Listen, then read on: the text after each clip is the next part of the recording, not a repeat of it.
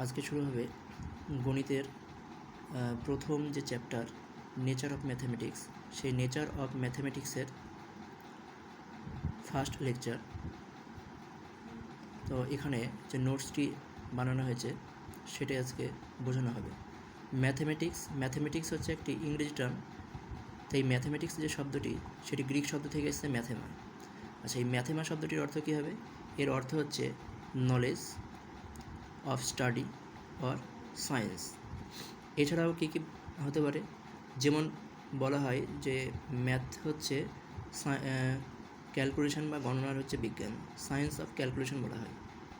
তারপরে দ্বিতীয় যেটা রয়েছে যে বলা হয় স্থান এবং সংখ্যার বিজ্ঞান। এখানে স্থান বলতে বিভিন্ন প্রকার জ্যামিতিক যে আকারের কথা বলা হয়েছে, চতুর্ভুজ, আয়তক্ষেত্র, বৃত্ত, এগুলিকে বলা হয় স্থান।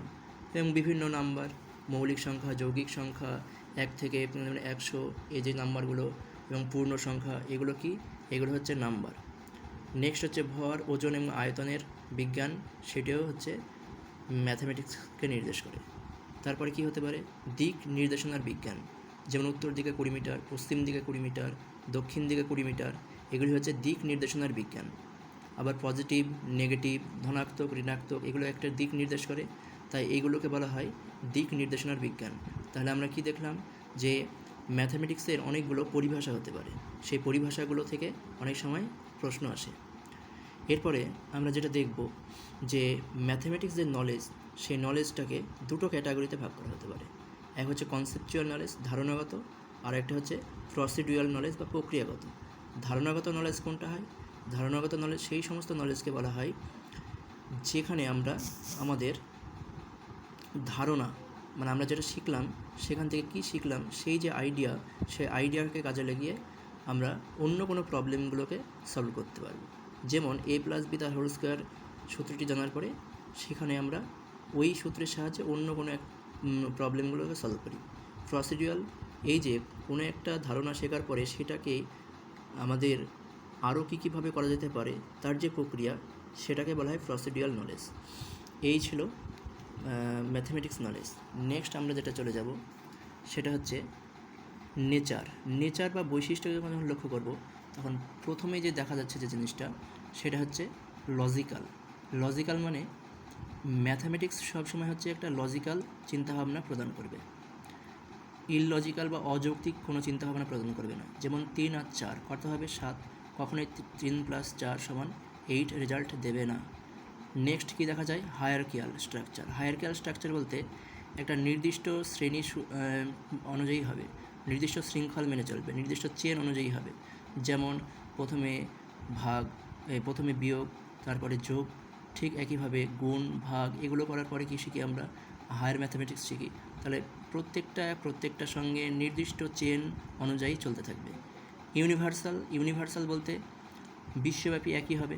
3 + 4 আমরা অস্ট্রেলিয়া যদি পরিমাপ করি সেটাও হবে 7, ইন্ডিয়াতেও 7, বাংলাদেশেও 7। তারপরে রয়েছে আনসার্টেনিটি, অর্থাৎ অনিশ্চয়তা কখনোই হবে না গণিতের উত্তর, নিশ্চয়ই সেক্ষেত্রে গণিতের উত্তরটা আসবে। অ্যাকুরেসি, যথার্থতা অবশ্যই হতে হবে।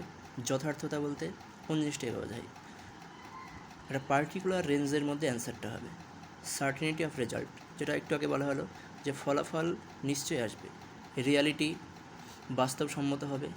এই যে 9 নম্বর যে পয়েন্টটি, এটা অত্যন্ত গুরুত্বপূর্ণ। অ্যাবস্ট্রাক্ট লেখা আছে। অ্যাবস্ট্রাক্ট কোনগুলিকে বলা হয়? যেগুলিকে ধরা যায় না, ছোঁয়া যায় না, অর্থাৎ যেগুলো ফিজিক্যালি অ্যাপিয়ারেন্স হবে না।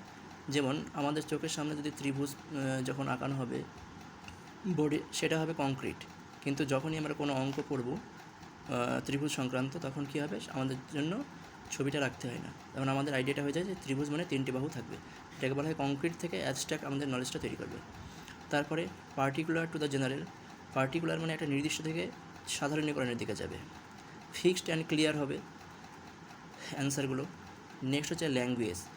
ম্যাথের যে ল্যাঙ্গুয়েজগুলো থাকে সেগুলো কী থাকে? টার্মস আকারে থাকবে, ফর্মুলা থাকবে, তারপরে এখানে বিভিন্ন প্রকার প্রিন্সিপাল থাকে, সিম্বল, এইগুলোকে কী বলা হয়?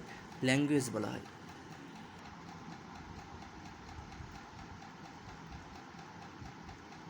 এরপরে আমরা কি দেখব?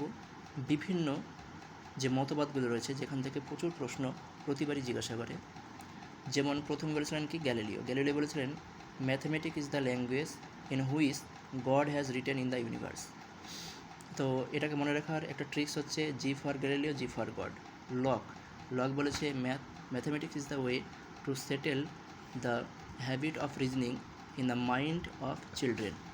তো এখানে যে লকটি রয়েছে, এই লকের মনে রাখার উপায় হচ্ছে হ্যাবিট অফ রিজনিংয়ের কথা আসলে সেটা হবে লক।